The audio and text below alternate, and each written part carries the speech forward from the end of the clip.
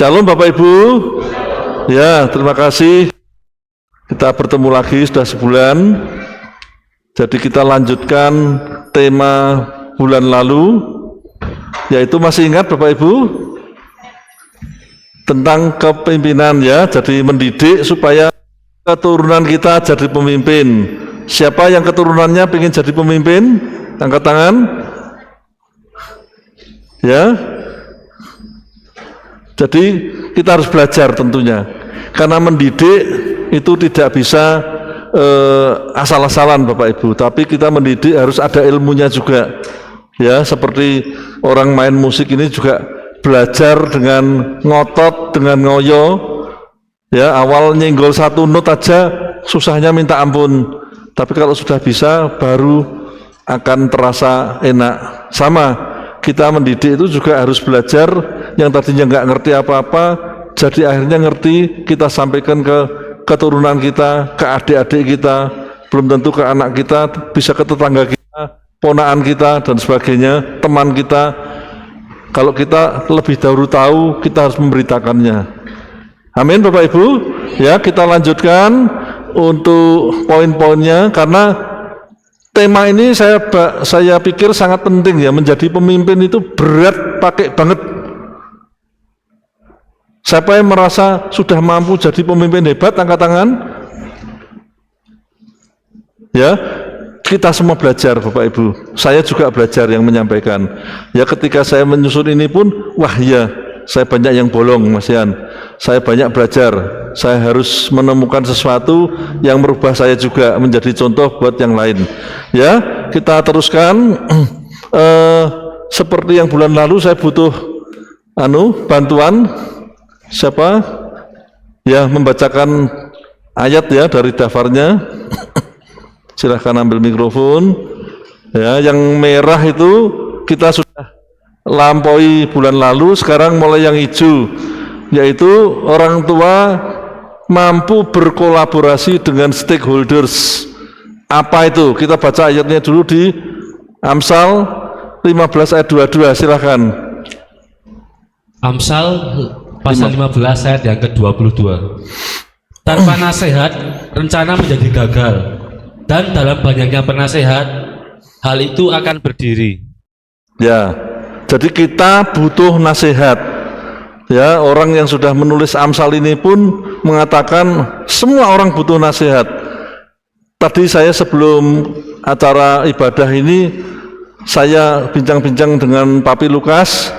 Ya, bahwa orang itu tidak bisa pinter dalam semua hal. Ada yang kelihatannya bodoh sekali, kita cap bodoh di hal tersebut, tapi ternyata di hal lain, wah, super pinter. Tiwas kita ejek, tiwas kita bodoh-bodohin. Nggak taunya dalam hal lain yang dia sangat bisa, kita yang gantian nggak bisa. Kalau kita dibalas dalam hal itu, kita dibodoh-bodohin gimana?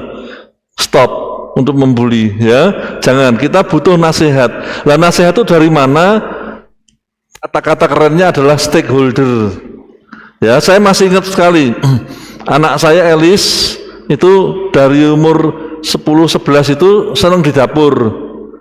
Secara akademis waktu SD, SMP, maaf ya Lis, kurang bagus. Prestasinya agak di bawah, tapi saya tahu kelihatannya kekuatannya adalah di dapur, ya, alias masak. Ya, awalnya saya kira masak makanan, tapi ternyata saya keliru. Dia lebih cenderung ke masak roti, kue, bakery gitu ya, baker. Nah, waktu sudah SMP lulus, saya tantang Elis, anak saya, kamu mau masuk SMA atau SMK kejuruan untuk bakery? Langsung dijawab, SMK aja Pak. Oke, saya masukkan. Itu pun tantangan berat, karena mamahnya Elis tidak setuju. Wah, kenapa kok udah SMA? Kok ngisi-ngisi katanya gitu ya. Ya, orang kalau belum tahu SMA itu apa, SMK itu apa, ya memang wajar, saya bisa maklumi. Tapi ternyata setelah saya tetap ngotot, Elis masuk SMK, bisa juara 1-2. Yang tadinya kalau di SMP, mungkin di SMA pun sama ya. Memang karena kalau sudah seneng itu, jadi mudah. Nah, waktu kelas berarti berapa itu? Kelas 11 ya. Saya tantang anak saya lagi. Kamu berani nggak studi banding ke luar negeri? Nah, ini baru muncul nanti kata stakeholder ini ya. Saya sendiri yang menantang juga nggak tahu loh akan bagaimana, tapi tantang dulu pokoknya. Padahal waktu itu belum kenal Pak Lukas, tapi ya saya agak nekat loh Pak. sudah ketularan nekatnya. Tantang dulu, mau Pak gitu. Terus piye nih? Tantangannya adalah studi banding ke Taiwan. Saya ngomong kita akan pilih memohon 5 universitas perguruan tinggi bakery di mana kamu bisa diterima dan studi banding di sana. Waduh, PR besar nih. Ya. Nah, kenapa saya berani seperti itu? Saya ingat ada satu teman di Bali, ya, beliau itu pekerjaannya, salah satu pekerjaannya ya, beliau orang besar sekali, diplomat juga, adalah membuat rancangan gedung dari bambu dan pernah membuat gedung-gedung bambu itu di Portugis. Bambunya bawa dari Indonesia. Saya tanya, Bapak, gimana sampai Portugis bawa bambu sebuahnya itu? Jawabannya mudah. Selama masih di planet yang sama, kenapa takut? Oh ya bener ya. Kalau sudah di luar planet ya, saya mikir untuk nyerah gitu. Tapi kalau selama masih di planet yang sama, pasti ada jalan dan saya melakukannya. Oke, itu sebagai vitamin berpikir, vitamin semangat saya. Nah, saya cari terus, akhirnya menemukan 5 universitas yang secara waktu dalam tempo 2 hari ya Lis ya. Waktu itu kunjungannya 2 atau 3? Hah? 3 hari mau menerima kunjungan siswa kecil ini. Saya juga minta dari kepala sekolahnya yang di sini surat pengantar bahwa ini anak ini utusan dari sekolah, bawa brosur sekolah dan sebagainya. Benar, profesor-profesor di sana menerima dan mata batinnya langsung membuka. Wah, langsung semangat. Lis, besok kamu mau kuliah di sini? Mau. Nah, anak yang lain enggak tahu itu. Tapi kita bekerja dengan stakeholder, dapat nasihat, dapat semangat, dapat satu visi, langsung mau setelah lulus ke Taiwan. Ini contoh gede ini ya, tapi tidak harus segede ini. Saya saksikan kenapa, karena itu bagi keluarga kami dan bagi anak kami satu anugerah yang besar. Dan saya tantang, laporannya harus nanti kalau ada foto, video, laporannya kunjungan itu harus dalam bahasa Indonesia, Inggris, dan Mandarin. Mandarinnya tenggratul saya Pak, kan punya lause, ditulungi dong. Nah, cicil pelan-pelan, akhirnya bisa. Ya, jadi itu suatu vitamin booster ya untuk semangat. Nah, perlu kita ini sebagai orang tua sebisa mungkin, walaupun kelihatannya awalnya mustahil, tapi harus. Kalau enggak, ya enggak sampai ke level sekarang anak saya. Ya untung saya nekat. Padahal caranya gimana untuk, ya saya awalnya enggak mudeng Bapak Ibu. Tapi karena saya teringat teman saya yang dari Bali itu di Ubud ngomong selama masih di muka bumi yang sama ya mesti bisa. Siapa tahu omongan ini juga bagi Bapak Ibu atau anak-anak muda menjadi satu tolok ukur baru. Ya selama masih itu bisa. Misalnya menginjil KPI mau sampai Kutub Utara, bisa nggak Bapak Ibu? Selama planetnya sama, bisa. Caranya gimana? Mbuh, cari belakangan. Pokoknya bisa dulu. Nah, karena orang yang menemukan benua Amerika dan sebagainya, apa tahu kalau nantinya ada Amerika? Enggak tahu, pokoknya bisa dulu. Ya, kudu iso gitu ya. Itu artinya. Jadi kita perlu stakeholder, kita perlu nasihat, kita perlu orang lain, enggak bisa berdiri sendiri. Ya, gereja ini tanpa Anemer, Papi Lukas dibantu Ellis dan Jameson, dibantu Michael, dibantu ibu, dibantu saudara, megang cetok terus bikin kehilat baru. Kan tidak mungkin, bukan bidangnya. Perlu stakeholder. Sama untuk mendidik anak kita, stakeholder itu diperlukan. Saya 10 tahun mengabdi di NGO Belanda, dapat tamu-tamu banyak dari Belanda, ekspert tingkat dunia. Anak saya selalu saya libatkan, biar kenal sama orang gede. Itu juga stakeholder.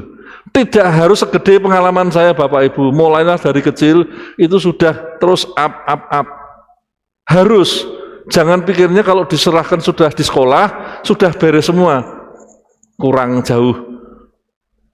Saya tadi berbincang sama Pak Lukas cukup komplain, Pak, saya ini mungkin diajari musik sampai 50 tahun aja nggak bisa. Tuh. Saya bantah Pak Lukas, Pak, enggak Pak. Saya itu kan punya sekolah musik, saya ngerti. Kalau metodenya benar, karena gini, metode buat Pak Lukas itu tidak sama dengan buat engkau loh. Cirinya engkau gimana, cirinya Pak Lukas gimana, ngajarnya harus sedikit beda. Tidak bisa dikebiahuya sama itu nggak bisa. Ya sama, saya mau misalnya nyolu Koh Jameson supaya saya diajak makan, caranya nyolu gimana sama dengan siapa gitu. Ya berbeda, manusianya berbeda kok. Ngerti ya Bapak Ibu ya? Tidak bisa sama. Ya, saya dengar tadi kakak kita yang keyboardis sekolah musik ya dulu ya. Di mana? Isi Jogja. Sudah lulus kok ya? Parangtritis KM 6,6 ya kalau nggak salah. Atau ya sekitar itu ya. Dekat Cafe Piramid, maju lagi, betul? Ya, saya suka kafe piramid soalnya dulu. Nah, di situ diajari metodologi. Nah, metodologinya cuma satu atau banyak? Banyak. Ya, karena ini kebetulan ada guru musik ini bisa saya minta bukti bahwa pentingnya nasihat, dan nasihat itu tidak hanya satu macam, tapi sejuta macam. Ya, oke. Itu artinya kita butuh stakeholder. Tuhan Yesus datang kalau sendirian ngijeni menangkan dunia ini bisa enggak? Bisa, tapi dia tidak mau. Dia pilih murid-muridnya sebagai stakeholder, dan murid yang dipilih kebetulan kepala sukunya murid siapa? Kepa. Nah, Kepa itu orang apa? Sikari. Bapaknya salah sidik entek kamu. Lu orang kayak gitu kok dipilih jadi muridnya yang deket, apa-apaan nih. Nah, Farisi berpikir, serak mungkin juru selamat Mesias kok koyong ini. Pikirnya seperti itu. Pikiran Yahweh dengan manusia sangat beda. Dia bisa ngubah yang Sikari tersebut. Suatu hari Roh Kudus mencelok di dalamnya, Sikarinya jadi makhluk surgawi yang benar-benar berguna untuk meneruskan keselamatan. Stakeholder sama. Kita tidak bisa sendirian loh Bapak Ibu. Ajarkan anak-anak kita menghargai orang lain. Jadi jangan bangga kalau anak Anda ranking 1 terus tapi nggak punya stakeholder di hidupnya. Sombong nanti, ya nggak bisa. Belajarkan rendah hati untuk sesama butuh sesuatu. Oke, diteruskan. Cakap mengelola perbedaan pendapat. 1 Petrus 3 ayat 6. 1 Petrus 3 ayat yang ke-8. Ayat 8 ya. Dan akhirnya hendaklah semuanya sepemikiran, seperasaan, sekasih persaudaraan, lemah lembut, bersahabat. Ya, jadi di dunia ini perbedaan pendapat itu terjadi kapan Bapak Ibu? Setiap saat. Saya ikut dalam tim keluarga besar kami membuat silsilah. Ya, tapi di luar itu pun saya juga nyelidiki banyak kembar. Anak saya juga bersahabat dengan sahabatnya yang kembar juga. Kembar identis pun banyak beda pendapat. Betul enggak Pak Lukas? Dari bayi ya, mukanya plek keteplek, satu cetakan, maaf Pak Lukas. Tapi sifatnya kadang-kadang bisa kayak tolak belakang. Ternyata memang kembar identis rata-rata sifatnya bertolak belakang. Makanya saran saya jangan dicampur terus. Nanti satu kalah. Banyak yang hidupnya sampai tua bareng, yang satu kalah. Kalau tidak mati ya gila dan sebagainya. Pisah. Jadi ini sudah benar. Yang satu ber-GPF, yang satu ber-KPI. Sudah benar. Saya tidak bisa bayangkan dengan karakter yang berbeda bareng. Isinya godok-godokan nanti. Maaf loh Pak Lukas. Tapi itu kenyataannya. Artinya apa? Yang kembar plek-keteplek aja selalu menghadapi masalah perbedaan pendapat. Lah, sekarang bagaimana sebagai orang tua ngajari anak kita mengelola perbedaan ini? Ya, kemarin Jumat saya diajak ke Surabaya naik HIS, kita bersepuluh. Saya lihat Sirel sama Kenan, wah pokoknya enggak mau kalah, enggak bisa, yang satu, wah telinga saya penuh dengan nada tinggi. Tapi ketika masalah selesai, si kecil meluk kakaknya. Duh, lah mau musuh gede kayak Hitler lawan Stalin kok sekarang. Kok sekarang udah peluk-pelukan. Kita kalah sama anak kecil. Kalau sudah tidak cocok dikit jadi musuh bebuyutan. Jangan. Bahkan Tuhan Yesus nyuruh doakan musuh kita. Apalagi saat kehilat. Kok ndak rukun? Beda oke. Nah, anak kita beda diajari dihargai perbedaannya. Yo, kalau kamu gitu saya hargai, tapi kamu juga menghargai saya dong. Diajari. Enggak sama gitu. Suami istri, teman bantal, teman ranjang aja, wah, gelut mesti. Ada suami istri yang enggak pernah bertengkar, jangan-jangan bisa ranjang. Sudah cuek gitu ya. Nah, kalau bersama pasti ada perbedaan pendapat. Nah, bagaimana caranya? Ya belajar. Kalau salah satu pengen menang tok, pokoknya gini, alasannya apapun pokoknya gini. Yo, matur nuwun goodbye. Nggak bisa dikelola. Ya, nggak bisa. Mulai dari pendidikan keluarga sudah harus menata emosinya. Saya juga selalu katakan sama anak saya, orang kalau emosi, marah, diteruskan jadi apa Bapak Ibu? Kesurupan. Karena sudah tidak diri kita sendiri. Kita tidak bisa mengelola diri kita sendiri kalau marahnya sudah sampai tingkat dewa. Kesurupan pasti, setannya yang menaklukkan kita.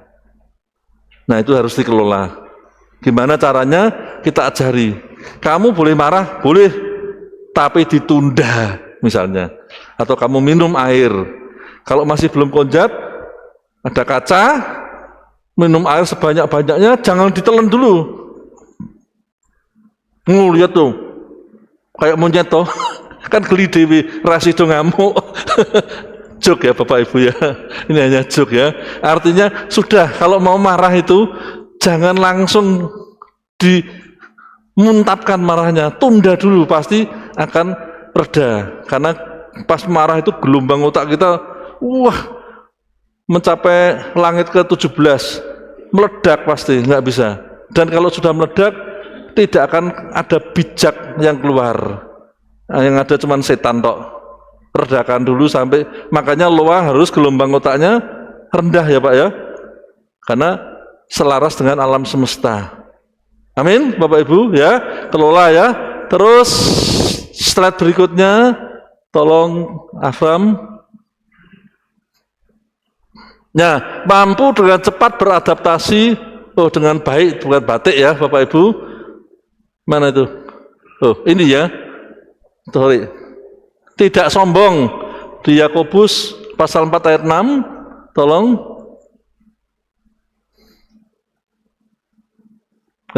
Mana nih? Yang benar yang mana? Coba yang tadi dulu. Nah, terus bawahnya,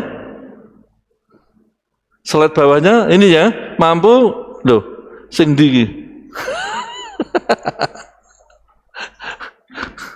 Bisa minta Tolong Koh Jameson dilihatkan slide yang bawahnya.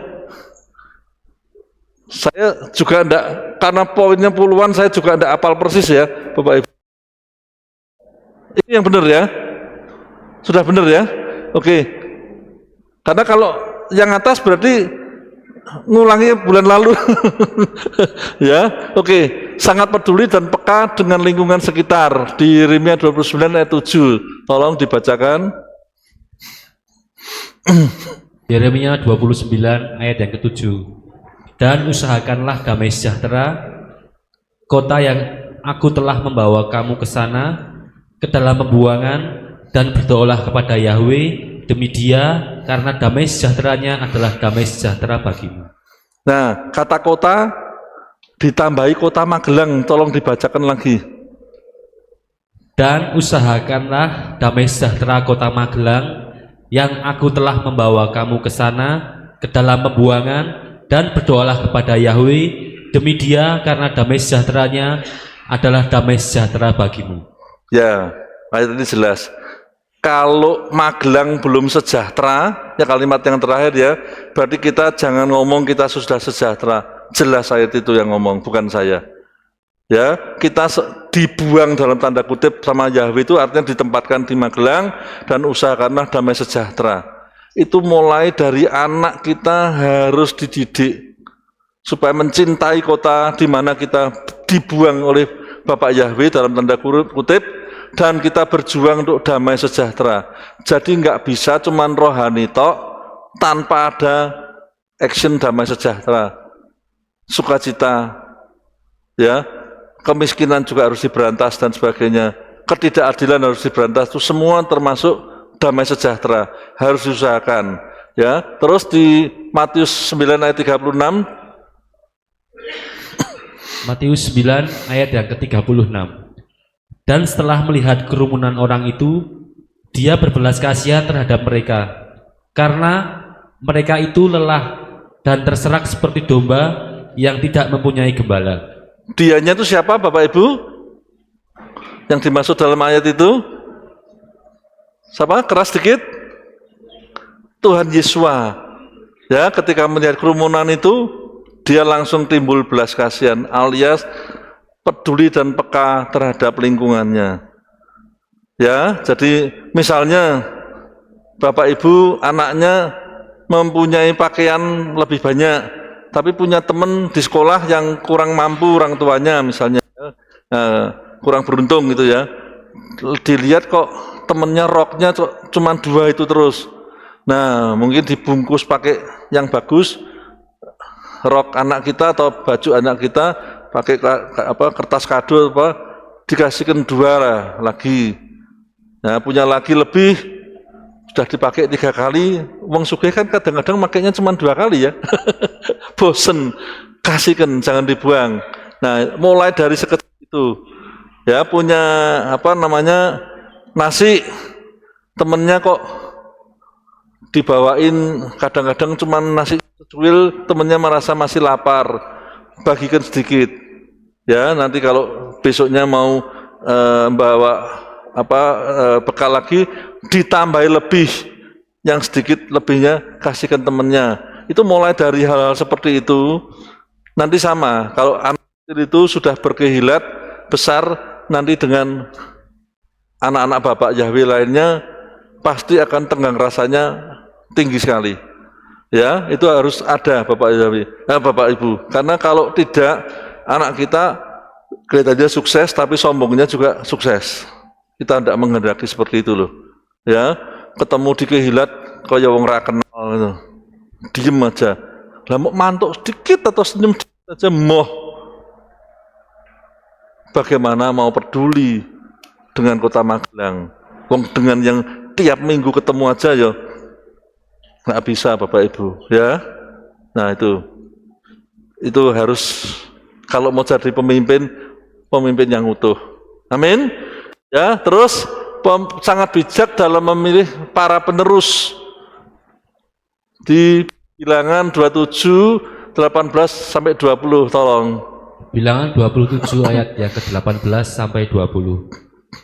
Dan Yahweh berfirman kepada Mose dengan mengatakan, ambillah bagimu Yosua anak Nun, seseorang yang padanya ada roh, dan engkau harus menumpangkan tanganmu ke atasnya. Terus, dan engkau harus menghadapkan dia ke hadapan Imam Eleazar dan di hadapan seluruh jemaat, dan engkau harus memberi perintah kepadanya di depan mata mereka, dan engkau harus meletakkan sebagian dari kuasamu ke atasnya agar seluruh jemaat Bani Israel mendengar. Dilanjutkan dengan 1 Timotius 3, 1-3. 1 Timotius 3 ayat yang ke-1 sampai 3. Firman ini setia, jika seseorang mendambakan jabatan penilik jemaat, ia menginginkan pekerjaan yang baik. Karena itu, sudah seharusnya seorang penilik jemaat itu tidak bercela, suami dari satu istri, sabar, bijaksana, sopan, suka menjamu, mampu mengajar, bukan yang suka mabuk, bukan pemberang, bukan yang tamak akan keuntungan, sebaliknya yang lemah lembut, yang tidak suka bertengkar, yang tidak cinta uang. Terus Kisah 6 ayat 3. Oleh sebab itu, hai saudara-saudara, carilah dengan teliti 7 orang pria dari antara kamu yang terkenal baik, yang penuh Roh Kudus dan hikmat, yang akan kami tugasi mengatasi kebutuhan ini. Saya teringat dengan beberapa teman saya dulu dari SD dan sebagainya, Bapak Ibu. Awalnya mereka anaknya orang kaya raya. Ketika reuni setelah puluhan tahun, saya kaget. Hancur ekonominya, hancur keluarganya dan sebagainya. Karena apa? Orang tuanya salah meneruskan. Ya, kebanyakan, wah anaknya 8, udah langsung kepemimpinan, langsung barepnya, langsung cakap enggak cakap, punya roh atau enggak, langsung diserahkan untuk mengelola. Akhirnya yang barep ngentek-ngentek yang lainnya enggak kumanan, enggak keduman Bapak Ibu. Setelah temu, lu kok gini? Kamu dulu kan sekolahnya pinter gitu, kenapa jadi begini? Ya kakak saya yang barep ngabisin semuanya, Peter. Oh, jadi tata cara memilihnya pokoknya asal paling tua langsung mewarisi semuanya gitu. Nah, tradisi yang seperti ini enggak sesuai dengan firman Tuhan, enggak sesuai dengan kitab suci kita. Ya, tadi sudah dibacakan syaratnya, punya roh, punya ini, punya ini ya. Dibaca lagi, diteliti lagi, diresapi dan dipikir-pikirkan sesuai dengan pikiran Anda. Minta Roh Kudus supaya apa tuh artinya kata-kata syarat dari ayat-ayat tersebut. Karena banyak akhirnya hancur. Di Belanda itu negaranya kecil atau besar Bapak Ibu? Kira-kira seberapa? Jawa Tengah lah kira-kira paling gede. Penduduknya berapa tahu? Sekitar 20 juta. Tapi ekonominya 10 sampai 15 besar dunia. Kita keroyokan hampir 300 juta. Nomor berapa? Jauh. Kok bisa seperti itu? Nah, saya punya teman Belanda banyak, sukses-sukses lagi, sukses-sukses lagi. Saya tanya, kok bisa seperti itu? Salah satunya apa? Ini, poin ini, penerus. Di Belanda, kita punya usaha besar, tidak boleh langsung diwariskan kepada anaknya. Anaknya yang mau meneruskan harus diuji oleh pemerintah, diverifikasi layak meneruskan atau tidak. Kalaupun layak, masih ada syaratnya lagi, tidak bisa langsung kerja, utang bank. Saya dulu sama, waktu mulai kerja saya meneruskan salah satu perusahaan ayah saya, nggak langsung saya mimpin, modal saya tarik semua, kamu tak utang ke bank. Ada apa-apa, kamu bayar sama bank, di penjara ya sudah. Kalau enggak mau, kamu kerja sama orang lain. Wah, tak pikir papa kok gini ya gitu. Tapi ternyata papi saya yang bener. Saya yang agak manja waktu itu Masian, ya. Nah, jadi dengan diutangkan bank, saya berhati-hati sekali. Kalau duitnya papi, entek ya tinggal pi, baksi-baksi kata orang Mesir ya, nodong gitu ya. Nah, nggak bisa, kamu urusan sama bank. Nah, di Belanda lebih kejam lagi, sudah mampu pun harus utang bank. Ngerti Bapak Ibu? Kenapa?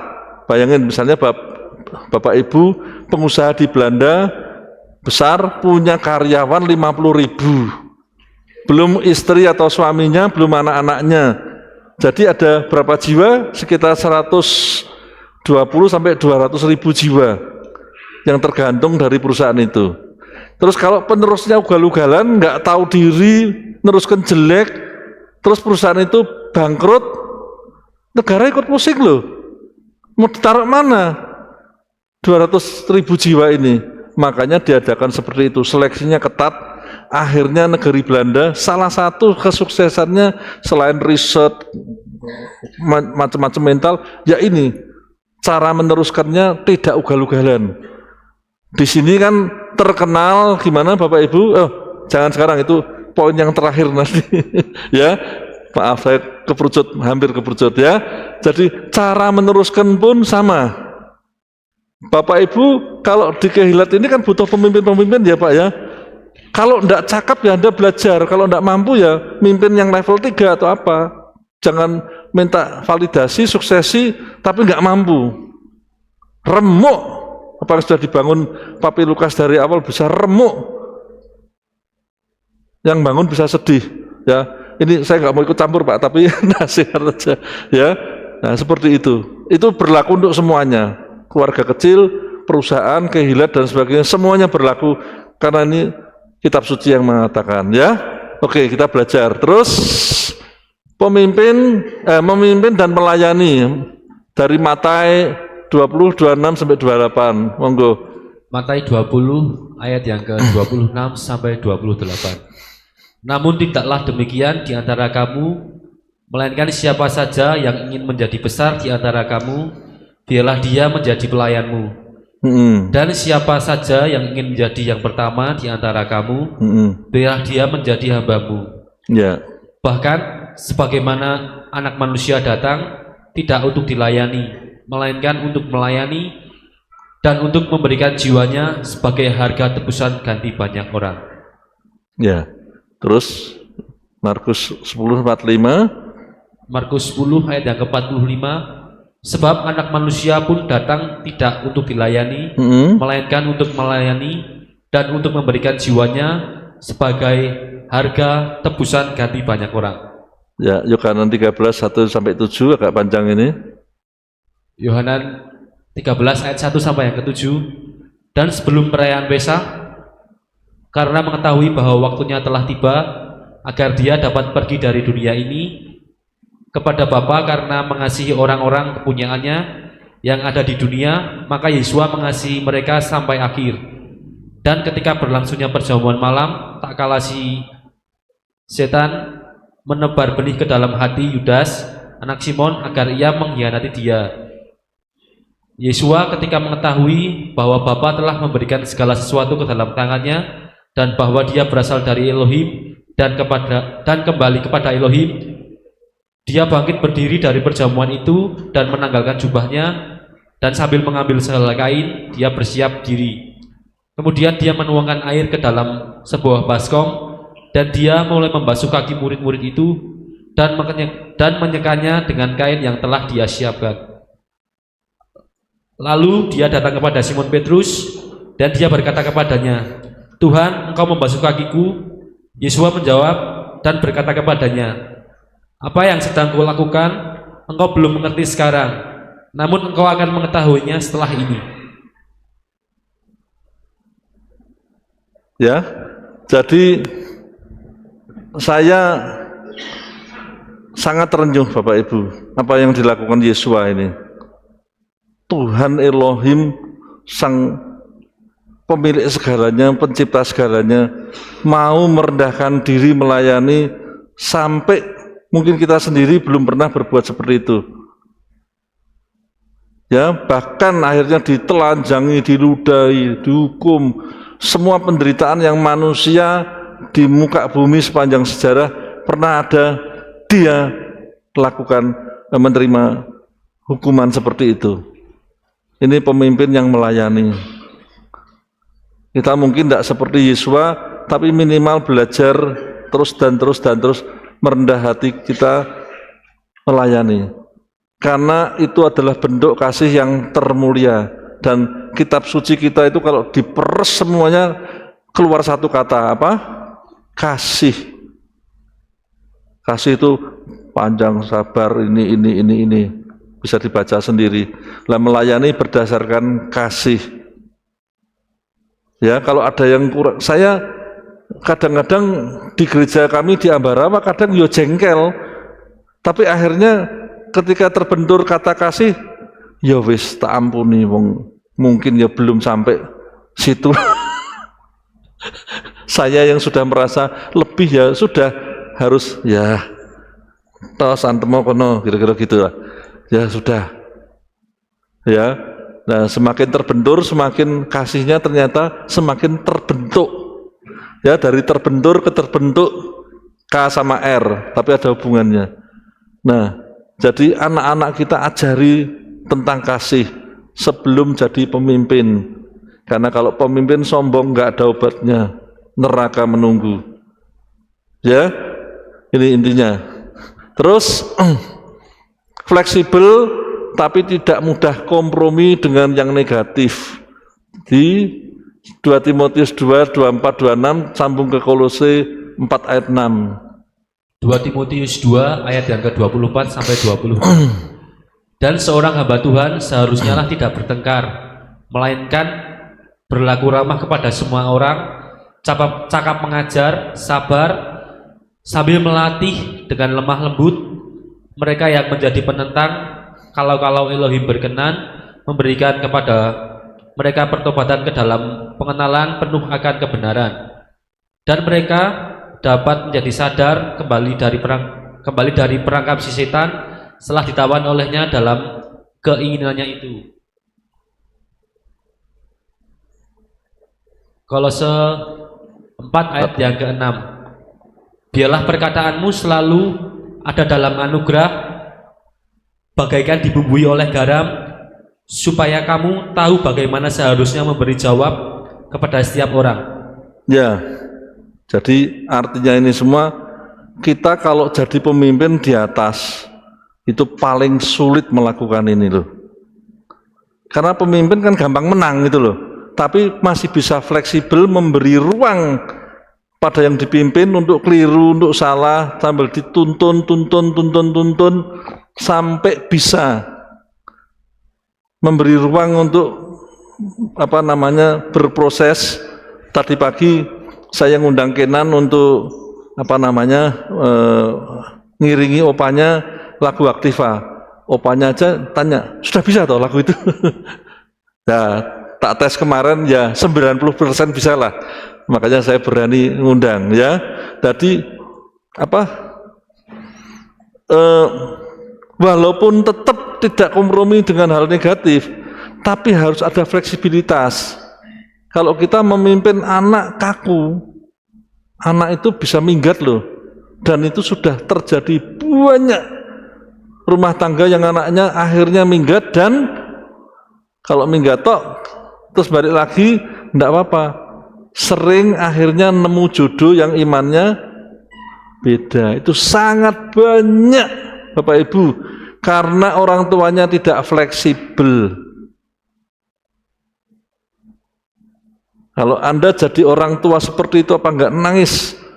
Anda kenal Bapak Yahweh, anaknya pertamanya dikenalkan Bapak Yahweh, tapi Anda enggak fleksibel, akhirnya sakit hati, minggat dan ketemu yang lain. Dan sudah berkeluarga, suatu hari ketemu di mall, loh kok sudah bunting dan bawa anak lain dan sebagainya, sudah jadi iman yang lain.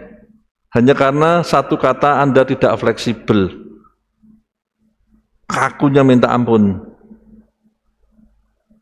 Kenapa? poin sebagai pemimpin ini banyak sekali Bapak Ibu. Seharusnya ini pun sebetulnya khotbah saya ini masih salah, karena satu poin ini harusnya kalau komplit itu ya ayatnya 6 sampai 8 sampai 10 ayat supaya komplit, supaya daftar itu backupnya kuat. Tapi begini aja sudah 4 kali khotbah belum selesai. Ya, kalau mau detail gitu. Ya, tapi kalau mau berhasil ya memang harus detail, nggak bisa Bapak Ibu. Kita harus sabar belajar, kita harus sabar berlatih. Ya, oke, kita teruskan. Jadi fleksibel itu penting. Belajarlah fleksibel tapi berprinsip. Bukan terus melu dosa gitu, jangan. Itu namanya tidak fleksibel, itu sudah belok namanya, bukan fleksibel. Kalau fleksibel itu besinya, tongkatnya itu masih dipegang tapi bisa gini. Kalau gini ya bukan fleksibel namanya. Ya, oke. Terus tim builder yang hebat. Jadi membuat tim bareng yang hebat ada di Efesus 4, 11, 16, 1 Petrus 4, 10 sampai 11. Efesus 4 ayat yang ke-11 sampai 16. Dan sesungguhnya Dia sendiri telah memberikan rasul-rasul dan nabi-nabi dan penginjil-penginjil dan gembala-gembala serta pengajar-pengajar untuk perlengkapan orang-orang kudus dalam pekerjaan pelayanan bagi pembangunan tubuh Masiah, hingga kita semua dapat tiba pada kesatuan iman dan pengenalan akan Putra Elohim sebagai manusia sempurna, menjadi taraf kedewasaan kepenuhan Masiah, sehingga kita tidak lagi menjadi kanak-kanak yang diombang-ambingkan dan terbawa oleh pelbagai angin pengajaran dalam tipu daya manusia, dalam kelicikan dengan cara penyesatan. Sebaliknya, dengan mengatakan kebenaran di dalam kasih, kita dapat bertumbuh dalam segala hal ke arah Dia, Hamasia, yang adalah kepala, yang daripadanya seluruh tubuh yang tersusun rapi dan terjalin erat melalui topangan setiap persendian sesuai dengan daya kerja dalam takaran setiap masing-masing bagiannya, sedang mengerjakan pertumbuhan tubuh bagi pembangunan dirinya dalam kasih. Ya, ayat ada 1 Petrus 4 ya. ayat yang ke-10 sampai 11. Ya. Sebagaimana setiap orang telah menerima karunia untuk melayani hal yang sama di antara mereka sendiri, selaku para penata layan yang baik dari berbagai anugerah Elohim. Jika seseorang berbicara, biarlah itu seperti perkataan-perkataan Elohim. Jika seseorang melayani, biarlah itu keluar dari kekuatan yang Elohim salurkan, supaya dalam segala hal Elohim dapat dipermuliakan melalui Yeshua HaMashiach. Bagi Dialah kemuliaan dan kekuasaan sampai selama-lamanya. Amin. Amin. Ya. Jadi kita kalau mau berhasil tadi sama ya, kita butuh teman sejawat tapi yang berbeda-beda bakatnya. Saya tuh mimpi di Indonesia sekolah dari SD itu sudah dipilah. Jadi yang ini paling hebat di matematika, temennya yang ini di sosial, temennya yang ini di bahasa. Dari kecil ada pelajaran team builder. Ya, misalnya nanti kalau sudah SMP dikasih tema. Jadi satu kelas itu ada beberapa team builder yang terdiri dari bakat-bakat tertentu yang dikumpulkan tadi yang berlainan. Kasih PR, misalnya apa? Pariwisata Magelang atau pariwisata kuliner Magelang, pariwisata oleh-oleh Magelang atau apalah gitu ya. Nah, nanti satu tim builder ini mencari, yang satu mungkin oleh-oleh, yang satu apa UKM, yang apa pariwisata apa namanya Borobudur atau apa gitu ya. Nah, terus bahan yang dicari ini dikelola dengan baik. Yang matematika ngitung, kalau turis ke sini untuk 2 hari kunjungannya ini kira-kira habis berapa, hotel level ini bapak-bapak habis berapa. Yang satu bikin PowerPoint yang bagus, yang bakat ekspresif, bisa bahasa diinggriskan, yang satu bisa presentasi. Nah, itu sebetulnya kalau pendidikan Indonesia ada seperti itu, itu anak sampai gede bareng, dijual ke industri sudah mateng. Tidak ada sikut-sikutan, karena dari kecil sudah ngerti porsinya. Apakah ada pendidikan seperti itu? Ada? Yang sudah lihat? Belum ada. Padahal kitab suci sebetulnya sudah ngajar ayat-ayat tadi, tapi lewat gitu aja, eman-eman. Bahkan di ranking-ranking nanti ibu-ibu ketika terima raport atau ijazah atau apa, yang rankingnya 1 tanya ibu yang lain, cik, anakmu ranking piro cik? Yo, anakku sudah berusaha, dulu ranking 4 sekarang turun deh ranking 5 ya. Nah terus kan biasanya lah anakmu dewe ranking piro, betul loh? Lah yang mulai men-trigger tanya ini, nah sudah ya bejo kok semester ini anakku ranking 1. Sombong rohani, ketoke melas dan kemayu tapi sombong banget. Buat apa? Buat apa ranking 1 tapi sikutnya kegedean gitu loh. Ngapain? Mending ranking 13 tapi jadi. Ya tadi Papi Lukas juga ngomong, ini saya ternyata berkat metode yang salah ya Pak Peter. Jadi metode yang bener sekolahku ya pinter mesti. Ya bener. Karena mungkin tipe Papi Lukas waktu itu di pendidikannya metodenya nggak ada yang cocok. Kalau cocok pasti ngetu di situ ya Pak ya. Semua kalau misalnya Kenan dulu belajar katanya piano ya Coach Jameson awalnya. Nah karena kurang cocok dia milih tiup. Nah saya kalau setiap permulaan kebaktian kan saya mesti kan kira-kira 50-60 menit sebelumnya saya ke sini, terus video pembukaan itu kan selalu diawali dengan tot si Kenan. Nah iya ya, anak kecil bukan warga Israel bisa niup shofar yang gedenya segitu, berapa 4 nada Pak ya. Cari anak Israel yang umur sekian bisa 4 nada, sulit enggak Coach Jameson? Sulit loh. Lagi sama gelang loh, cah kota gedok loh. Apa karena kakaknya gedok terus bisa 4 nada gitu ya? Enggak. Itu bakat luar biasa. Mungkin sekolahnya nggak ranking 1 pun, tapi di Israel pun anak langka. Ya akhirnya pakai saksofon. Kemarin saya suruh cerita caranya melihara saksofon, bener kabeh. Supaya saksofonnya awet dan sebagainya. Meletakkan pun ada sisi yang nggak boleh kebalik. Betul, saya juga pernah jualan saksofon juga seperti itu. Jadi gurunya itu ngajari sampai benar-benar dasar. Ya, ndak asal pokoknya bunyi. Ya, jadi kadang-kadang orang pegang pun juga ininya sudah keluar dulu. Nah, padahal harusnya gini. Ya, diisi diajarkan ya, Dek ya. Saksofon yang benar juga diajarkan kok ya. Nah, karena akademi pasti harus mendasar. Ya, oke. Jadi mana tadi tim builder ya? Sama. Carilah teman-teman walaupun berbeda tapi bisa kerjasama. Ya carikan anak Anda teman-temannya yang bisa kerjasama. Anak saya Elis waktu kecil itu bener-bener pendiam, nggak ngomong sama sekali. Waduh, piye nih caranya? Akhirnya saya nemu, dia punya teman namanya siapa? Loren Jalis ya. Wajahnya tipenya kayak Sirel gitu, ya anaknya kecil gitu.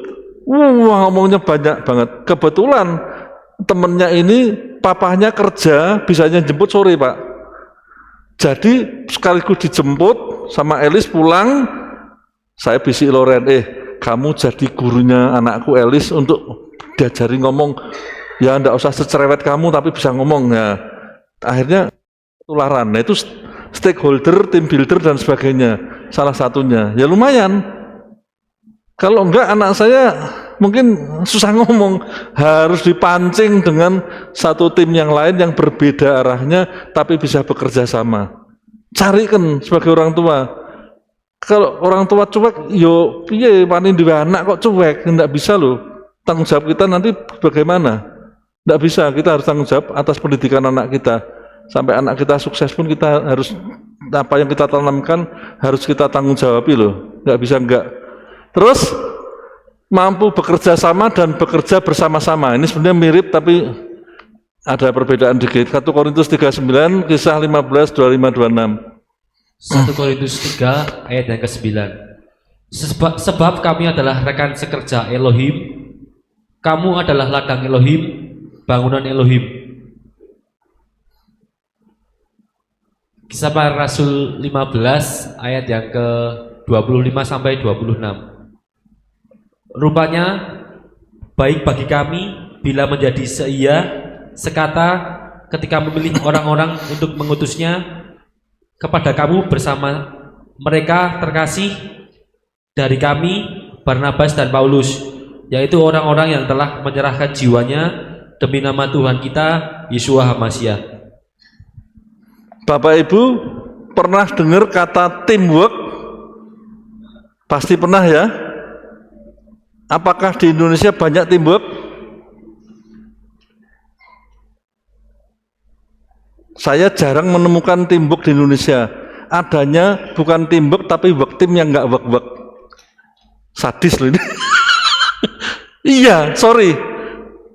Ketoknya satu tim tapi sikutan, nggak bisa work. Ya bukan teamwork tapi work team yang nggak work. Kasar ini.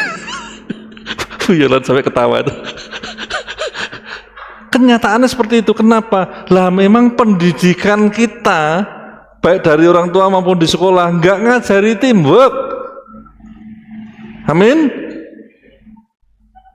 Ngajarinya work team bukan teamwork. Ayo kita di Kehilat harus berbeda. Ya, mosok yang gini-gini yang boleh ngomong cuma motivator di luar, di gereja nggak diajarin. Rugi dalam kitab suci ada kabeh kok. Saya buktikan dengan ayat. Ini ayatnya harusnya lebih.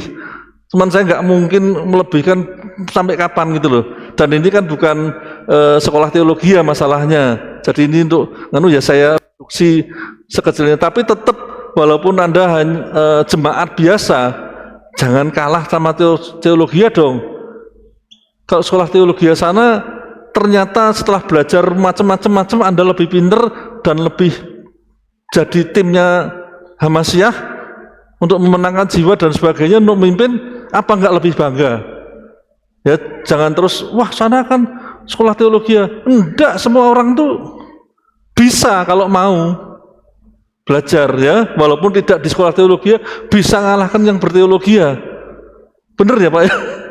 Kalau mau gitu loh. Nah, saya paksakan dikit dalam khotbah saya, yuk kita belajar gini boring saya tahu. Karena ngonceki slice by slice loh, satu-satu dionceki loh. Tapi kalau Anda benar-benar mau belajar ya, saya percaya jemaat Alefto dan yang menyaksikan di YouTube pasti maju. Ya. Dan saya ngajar pun kalau Anda belajarnya lebih, salib saya, nggak apa-apa. Saya akan bangga. Kalau saya membagikan hasilnya lebih besar dari saya akan bangga. Karena pesannya Yesua pun sama. Ya, penerus harus lebih gede kalau bisa. Ya, jadi bekerja bersama diteruskan dengan bekerja bersama-sama. Jadi ini teamwork yang work gitu loh maksudnya. Ya, yang terjadi kan work team yang nggak work. Jadi kebalikannya itu. Ya, artinya kalimat ini teamwork yang work gitu loh.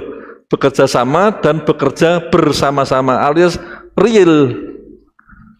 Ya, ayatnya tadi direnungkan lagi, pasti isinya ke sana. Ya, memang ayat ini kan tidak persis di itunya, tapi nyenggol yang isinya ekuivalen lah, sejajar ke situ.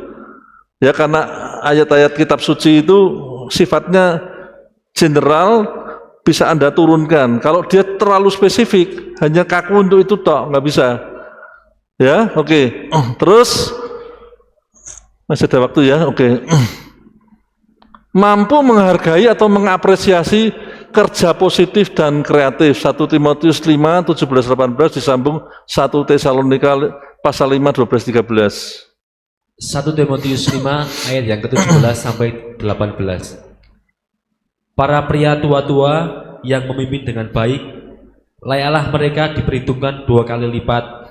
Penghormatan teristimewa mereka yang berjerih lelah dalam firman dan pengajaran, Sebab kitab suci berkata, kamu tidak akan memberangus lembu yang sedang mengirik, dan seorang pekerja layak akan upahnya. 1 Tesalonika 5 ayat yang ke-12 sampai 13. Dan kami meminta kamu, hai saudara-saudara, untuk mengetahui mereka yang berjerih lelah di antara kamu, juga yang memimpin kamu dalam Tuhan, serta yang memperingatkan kamu, bahkan untuk menghargai mereka setinggi-tingginya dalam kasih, karena pekerjaan mereka, berdamailah di antara kamu sendiri.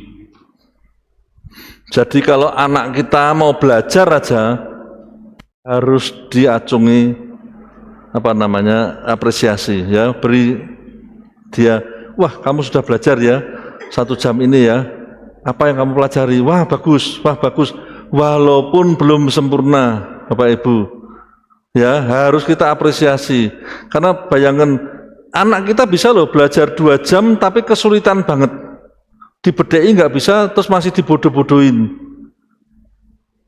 moodnya anjlok, belajar lagi, bisa nggak dengan mood yang anjlok? Nggak bisa.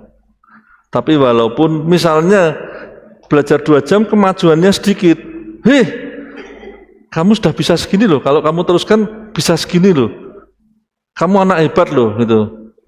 Kira-kira kalau digituin, moodnya ditambahi, mau belajar lagi atau sudah give up Bapak Ibu? Ya, ngerti ya?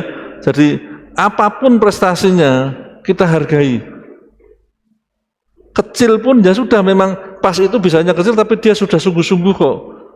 Masa dengan kekurangannya apalagi dibandingkan dengan anak lain, sudah itu dosa orang tua paling besar itu.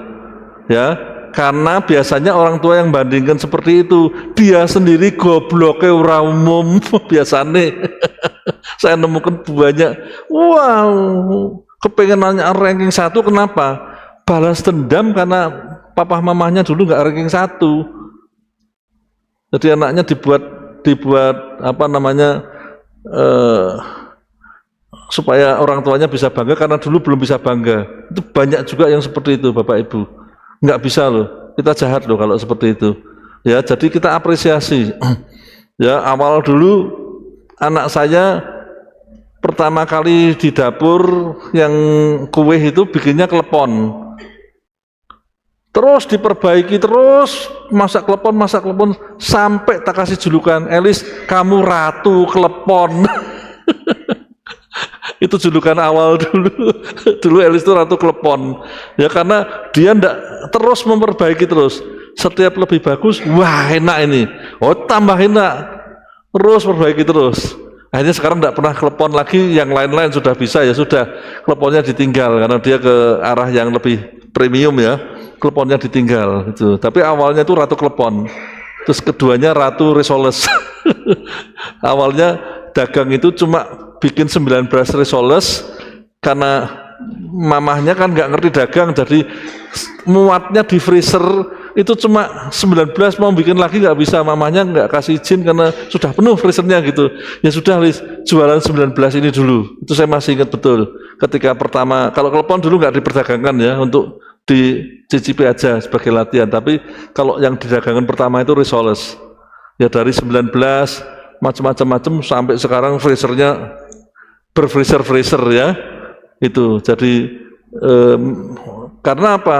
Coba saya ngomong ora enak ngono, enggak masak lagi dia. Nehi Mahara, kata bintang film artis India itu, kalau mau dikawinkan paksa kan Nehi Mahara. Ya, saya dulu pernah nonton film India jadi ngerti. Yang anti langsung, enggak. Sampai akhirnya risolesnya enak gitu nah. Karena apresiasi. Itu kayak bensin yang nyumet terus. Ya, itu pentingnya apresiasi Bapak Ibu. Anak kita dari Elohim loh. Bukan Anda yang berprestasi loh, dikasih loh. Ya kembalikan ke Elohim dengan prestasi yang baik. Oke, terus mampu menyalakan roh kebenaran. Yesaya 49 ayat 6 disambung Matae 5:14 ayat 6. Kok aneh tadi? 14-16 mungkin ya. Yesaya 49 ayat yang ke-6. Dan dia berfirman, terlalu kecil bagimu bahwa engkau menjadi seorang hamba bagiku untuk membangkitkan suku-suku Yakub dan membawa kembali orang-orang Israel yang terpelihara. Maka aku akan menempatkan engkau sebagai terang bagi bangsa-bangsa untuk membuat keselamatanku sampai ke ujung bumi. Matius 5 ayat 14 sampai 16. Kamu adalah terang dunia, sebuah kota yang terletak di atas gunung tidaklah mungkin disembunyikan. Mereka pun tidak menyalakan pelita dan menaruhnya di bawah alat penekar, melainkan di atas kaki pelita dan menerangi segala sesuatu yang ada di dalam rumah. Demikian hendaklah terangmu bercahaya di hadapan manusia, sehingga mereka dapat melihat perbuatanmu yang baik dan memuliakan Bapamu yang di surga. Ya, jadi kedua ayat ini benar-benar memberikan motivasi pada orang tersebut untuk bisa jadi terang, bisa jadi pemimpin, jadi apapun, ngatur yang bagus dan sebagainya, alias menyalakan roh orang tersebut. Ya, kemarin di mobil waktu pulang si Kenan bikin konser. Ya, pertama di announce maminya sedikit, terus dia langsung pegang MC-nya sendiri. Bapak Ibu Saudara, saya akan melaksanakan sebuah konser gini-gini macam-macam. Wah, terus dia tiup, kita tepuk tangan. Ya, nah, itu kan bentuk latihan yang sebetulnya di rumah sendirian, tapi ini dibuat show kecil, lebih menarik ya, Ken ya, lebih bersemangat, ya, lebih menyala. Menyala itu apa? Menyala itu apa? Lebih semangat ya. Nah, jadi sama-sama latihan di rumah, tapi kemarin di mobil latihannya bentuknya perform. Nah, jadi dia latihan ya, sambil kita juga yang gede-gede juga kasih apresiasi supaya semakin menyala ya. Nah, terus kalau gede mau jadi saksofonis yang hebat, mau ya? Kenapa? Untuk apa? Untuk melayani Bapak Yahweh. Kasih tepuk tangan ya.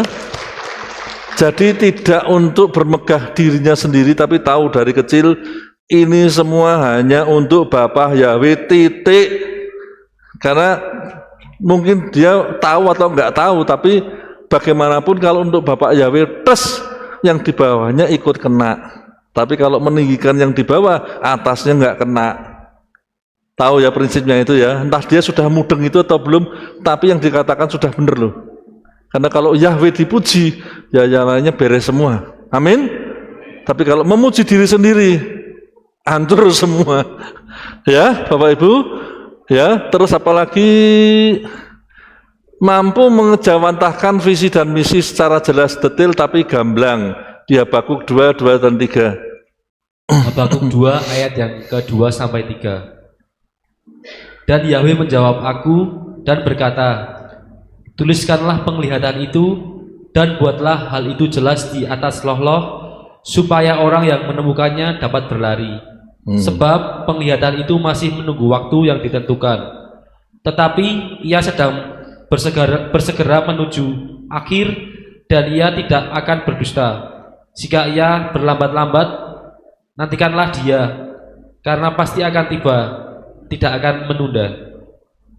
Ya, jadi dalam hal ini ada langkah-langkah di mana kita bisa menyatakan sesuatu ya. Nah, ini saya gadokkan sama dengan poin ini supaya kita itu menyusun langkah supaya kita bisa meneruskan apa itu hidup, apa itu cita-cita kepada anak-anak kita dengan bahasa mereka. Jadi diejawantahkan ya, karena kebanyakan orang tua tidak pernah belajar jadi orang tua. Jadi profesi orang tua ini satu-satunya yang tidak ada sekolahnya, tidak ada ijazahnya. Mau jadi tukang patri, belajar matri. Kalau mau dapat sertifikat musik kayak siapa namanya? Kevin, David. Nah, punya sertifikat dari ISI Jogja. Ya, nah, tapi orang tua ada yang punya sertifikat orang tua? nggak punya ya Bu Yulan ya, tapi wani duwe anak itu. Saya pun sama mengalami kecelakaan yang sama. Ya, nah, ya alias akhirnya apa? Metodenya. Ya sak ngerti nih, salah bener udah nggak punya metode. Kita belajar Bapak Ibu, ya. Jadi anak tersebut dari awal visimu mau apa? Contohnya kalau saya paling gampang ya anak saya mau saya kenal. Kalau anak lain kan keyakinan baru lebih kenal kemarin misalnya, saya nggak bisa ngomong banyak. Nah, mulai umur 10 saya lihat potensinya. Terus saya tanya jawab pelan-pelan gitu. Oh ya wis, dapur berarti. Cuman waktu itu saya nggak tahu dapurnya masakan atau roti, saya belum tahu.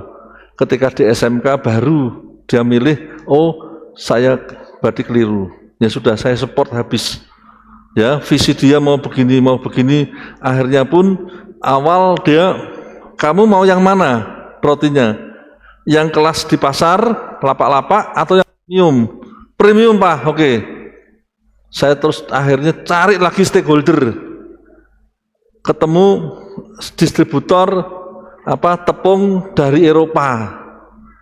Lah, dia enggak punya toko besar tuh enggak bisa loh, karena kalau beli harus banyak loh. Awalnya nggak berani. Oke Lis, kamu punya tabungan berapa? Sekian. Saya nego.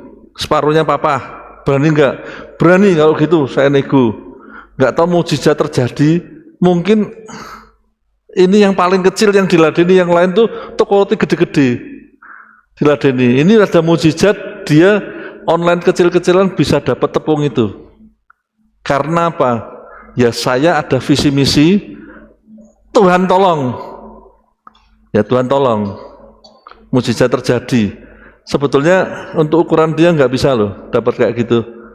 Ya awalnya diomongin, tapi Tuhan adakan mukjizat. Kalau kita mau ngetuk pintu surgawi, sebetulnya bukan pintu surgawi. Kalau itu tuh sebenarnya lebih keluar dan mengetuk pintu portal sebetulnya. Karena yang di balik portal sama yang di otak kita, di hati kita, di roh kita sama, diketuk ya langsung jebol. Bener gitu ya Pak ya. Kalau nggak sama ya nggak terjadi, wong yang kita mau sama yang di balik portal beda ya nggak mungkin. Ya seperti itu. Jadi visi misinya harus jelas. Tentang anak kita mampunya sekecil atau sebesar berapa disesuaikan dan dilatih lebih lagi. Oke? Terus beretika dan moral tinggi ini penting sekali. Saya tidak mau anak-anak kita sukses tapi sombongnya minta ampun dan akhirnya masuk neraka. Jangan.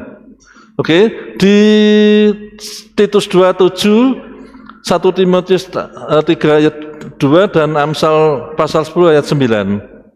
Titus 2 ayat yang ke-7. Sambil menunjukkan dirimu sebagai teladan perbuatan baik dalam segala hal, dalam pengajaran, kejujuran, kesungguh-sungguhan, kebakaan. 1 Timotius 3 ayat yang kedua. Karena itu sudah seharusnya seorang penilik jemaat itu tidak bercela, suami dari satu istri, sabar, bijaksana, sopan, suka menjamu, mampu mengajar. Amsal 10 ayat yang ke-9. Dia yang berjalan dalam kejujuran, berjalan dengan aman, tetapi yang jahat jalannya akan diketahui. Ya, yang belakang ini sadis banget. Kalau nggak punya moral ya gitu. Ini ayat reverse-nya, kebalikannya ya. Tapi yang sebelum-sebelumnya ngomong tentang moral. Ya, jadi standar kitab suci tinggi sekali untuk moral itu. Ya, kalau orang dunia, orang Jepang itu bisa sangat disiplin. Kalau anak kecil sudah nyebrang terus berbalik, yang mobil yang nunggu diginiin dan sebagainya, itu juga moral yang baik. Masa kita kalah dengan yang tidak punya kitab suci? Harusnya kita mikir dan kita didik lebih serius Bapak Ibu, ya, agar anak kita sukses tapi nggak banyak yang benci. Karena kalau sukses tapi sebagai tiran, suksesnya neken orang banyak, pegawai diteken dan sebagainya, ya hidupnya mau bahagia gimana mau diumpat banyak orang kok. Ya, jadi sukses tapi disukai banyak orang. Ya, Mazmur 1, 1, 2, 3 itu juga perlu dibaca. Ya, jadi penting. Satu poin lagi ya Bapak Ibu, gemar menyebarkan kabar keselamatan. Matius 8, 28, 19, 20 dan Kisah 1 ayat 8. Matius 28 ayat yang ke-19 sampai 20. Oleh karena itu, seraya pergi, muridkanlah semua bangsa dengan membaptis mereka ke dalam nama Bapa dan Putra dan Roh Kudus, dengan mengajar mereka melakukan segala sesuatu apa saja yang sudah aku perintahkan kepadamu, dan lihatlah, aku ada bersama sepanjang masa sampai kesudahan zaman. Amin. Kisah para Rasul 1 ayat yang ke-8.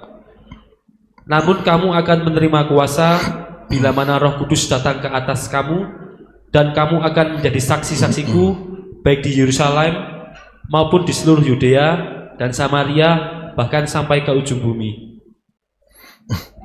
Saya pernah menginjil pada anak muda Bapak Ibu, tapi kalau suruh ngulangi mungkin saya nggak sanggup. Kenapa? Karena waktu itu anak muda tersebut mengalami kesulitan skripsi. Ya, karena saya sih ngomong sekolahnya yang salah.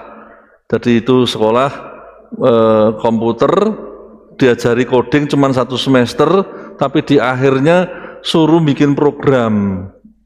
Mana mungkin? Ya, kalau diisi kira-kira misalnya bass, yang lain teori 1 semester bass, terus disuruh konser gitu kira-kira, David. Nggak mungkin toh ya. Nah, tapi terjadi itu di Indonesia. Banyak universitas yang seperti itu juga. Ya saya tidak mau sebutkan atas nama apa namanya etika. Nah akhirnya nggak bisa bikin skripsi. Saya ngomong, oke, kamu tak tulungi, kamu ndak ada uang, kan harus membuatkan itu uang loh. Membuatkan program itu uang loh, mahal loh. Saya pilih programmer yang bagus sekali. Cuman satu aja. Saya mau cerita kamu tentang Bapak Yahweh, kamu terima atau tidak bukan urusanmu, tapi saya mau tuker itu dengan cerita tentang Bapak Yahweh. Nah bener, saya cerita tentang Bapak Yahweh, dia tak leskan program cepet-cepet sama ditulungi programnya, supaya kalau nanti ujian kan juga bisa tanya jawab. Delalahnya juga ketika mau ujian komputernya rusak. Waduh, iya nih. Tuhan gimana nih, tolong. Ya sudah, at any cost akhirnya dia bisa apa namanya lulus dan terima Bapak Yahweh. Anak muda itu, saya setelah itu challenge, kamu punya temen nggak? Ajak yuk ngopi bareng, seperti Om ngomong sama kamu tentang Bapak Yahweh, kita omongin temen itu. Ya akhirnya dari 1 orang itu tertet sampai 16 orang, pada ya lebih, tapi yang bertobat terima Bapak Yahweh 16 orang. Gemar menyebarkan. Saya didik anak itu untuk seperti saya gemar menyebarkan berita keselamatan, neruskan lagi. Ya, saya juga ngomong sama anak saya, sahabatnya, ayo kita ajak makan yuk. Nah, sambil makan kita ngomong, Tuhanmu siapa? Nih, karena sesama cewek, Tuhan saya gini, kamu kenal enggak namanya Yahweh misalnya gitu, atau Yesua, siapa tuh Om? Nah, butuh 10 menit, mau enggak telinganya dibuka gitu? Mau Om.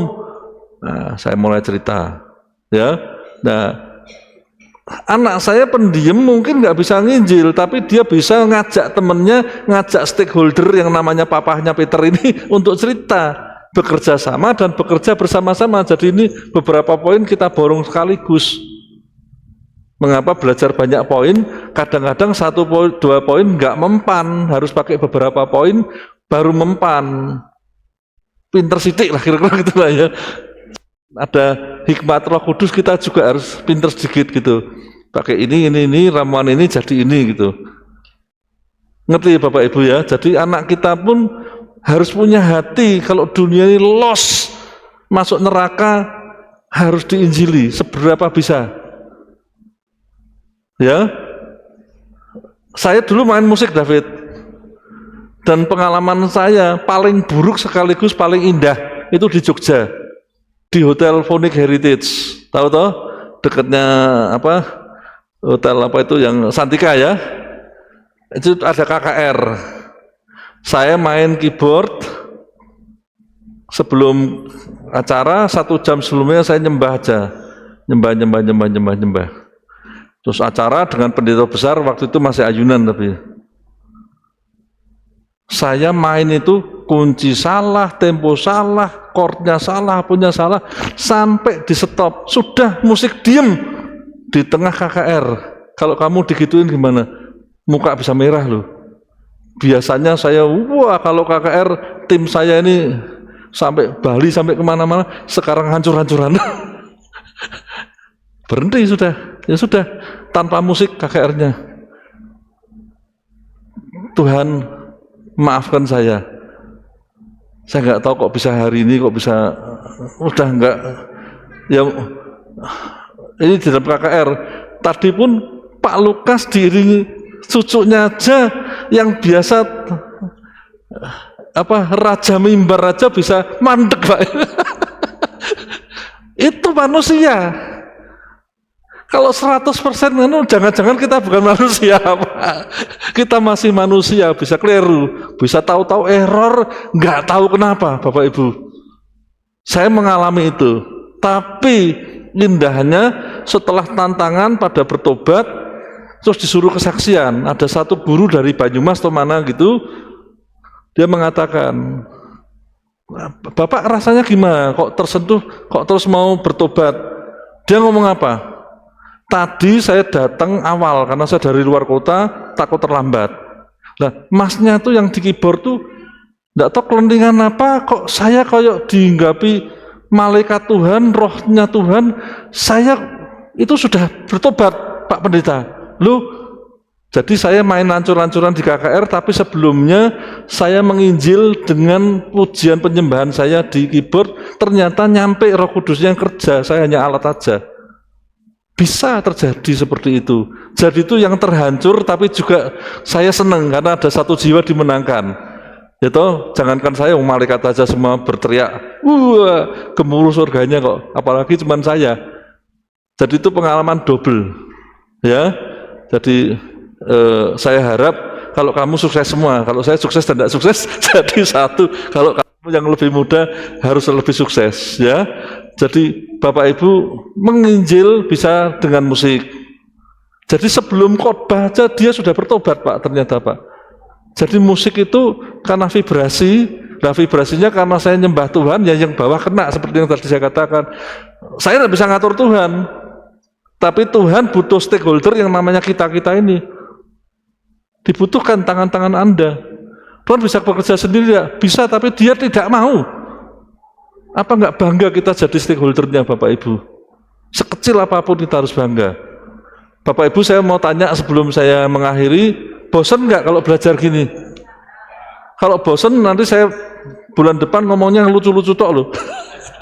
Kalau pendeta lucu kan payu gitu ya. Kalau suruh belajar, waduh, bisa molor. Ya kalau enggak bosan saya teruskan. Ya siapa yang enggak bosan belajar? Angkat tangan. Oke, kalau begitu saya semangat karena semangat itu menular. Ya, karena sudah waktunya, saya nanti juga harus balik Semarang. Dari Jumat subuh saya sudah meninggalkan rumah. Saya juga kepingin tidur di kasur saya lagi malam ini. Ya, terima kasih Bapak yang berkati, kita semua belajar. Saya yang berbicara, saya juga mendengar, saya juga belajar. Kalau Anda tertemplak, saya juga sama tertemplaknya dengan firman. Tidak ada yang lebih, kita semua diurapi yang sama. Ya, amin. Untuk firman Tuhan, terima kasih sudah mendengarkan. Bapak Ibu memberkati kita semua dan sukses buat kita semua. Amin.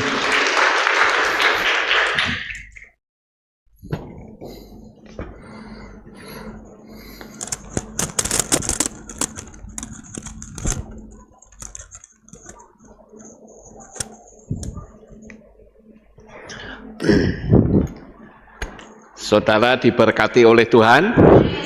Ya, saya juga diberkati oleh Tuhan. Ada banyak pengetahuan yang saya dapatkan. Terima kasih Pak Peter untuk pengetahuannya. Kalau tadi Pak Peter mengatakan apa mau ganti metode, saya malah tidak boleh. Karena kalau di sini ya pendeta atau pengkhotbah yang bicaranya hanya dagelan itu tidak laku di sini. Contohnya saya sendiri, saudara. Saya mau dagel pun tidak bisa. Itu malah wagu, ya lucu tur wagu, ya. Jadi pengetahuan ini bagi saya sangat penting sekali. Ada banyak hal-hal yang saya bisa serap, ya. Memang yang namanya pengetahuan itu ya untuk saat ini mungkin belum kepakai, tapi sekali waktu pasti akan kepakai, ya. Dan kalau sudah kepakai, kadangkala kalau saya pingin kemarin itu Pak Peter ngomong apa ya, saya harus cari dulu, saudara. Makanya saya tempatkan di YouTube supaya kalau saya mencari gampang nyarinya. Tapi kalau di harddisk, wah setengah mati saya nyarinya, karena harddisk saya tuh sampai hampir 4 tera, ya, besar sekali. Baik saudara-saudara, ada pengumuman? Shalom, berjumpa kembali dalam Aleph Talk Update News. Berikut pengumuman minggu ini. Hadirilah perayaan Purim yang akan dilaksanakan pada hari Selasa 3 Maret 2026 pukul 6 sore dengan tema Yahweh Sang Pembebas. Ibadah Rabu digabung Selasa. Mengajak seluruh pelayan Tuhan, semua divisi datang dalam doa pelayan pada hari Senin 23 Februari 2026 pukul 6 sore untuk tim yang bertugas divisi Diakonia. Demikian pengumuman minggu ini. Sampai jumpa di Aleph Talk Update News selanjutnya. Bapak Yahweh memberkati. Amin. Itulah pengumumannya. Kita akan akhiri kebaktian kita. Mari Bapak Ibu kita bangkit berdiri, kita tutup di dalam doa. Terima kasih Bapak Yahweh, selesai sudah ibadah kami dari awal, pertengahan hingga akhirnya. Sebentar kami akan pulang ke rumah kami masing-masing. Jaga lindungi peliharakan kami supaya kami boleh sampai di rumah dengan selamat dan pertemukan kembali pada jam-jam ibadah mendatang. Terima kasih Bapak Yahweh, kami serahkan semuanya ini di dalam tangan-Mu. Begitu pula dengan Pak Peter dan Elis yang akan kembali ke Semarang. Jaga lindungi peliharakan mereka di tengah jalan, jauhkan dari malapetaka, jauhkan dari kuasa kegelapan dan orang-orang yang hendak berbuat jahat. Tutup bungkus dengan kuasa-Mu. Di dalam nama Adonai Yesus HaMashiach kami berdoa. Mari kita angkat tangan kita dan kita akan terima birkat Kohanim. Haleluya. Yefare keka Yahweh wa yismereka. Amin. Yair Yahweh panau eleka. Wikuneka. Amin. Yesa Yahweh panau eleka we Hashem lecha shalom. Amin. Baruk ata paer ufaruk ata pesateh, diberkatilah engkau di kota dan diberkatilah engkau di ladang. Amin. Baruk peripiteka ufri atmatka ufri femteka syikar ala pekawa esterotsoneka. Diberkatilah buah kandunganmu, diberkati hasil bumimu, hasil ternakmu, anak-anak lembumu dan anak-anak dombamu. Amin. Baruk tanah kaumi syarteka, diberkatilah bakulmu dan tempat adonanmu. Amin. Baruk atabowoika ufaruk atapet seteka, diberkatilah engkau pada waktu masuk dan diberkatilah engkau pada waktu keluar. Amin. Baruk ata Yahweh Eloheinu melek haolam, besem Yesus HaMashiach wa Ruach HaKodes, kile olam faed. Kami sudah berdoa dan mengucap syukur. Amin. Amin. Haleluya.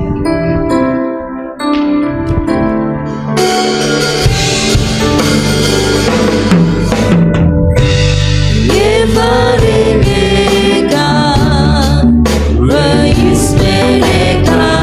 Yevareka,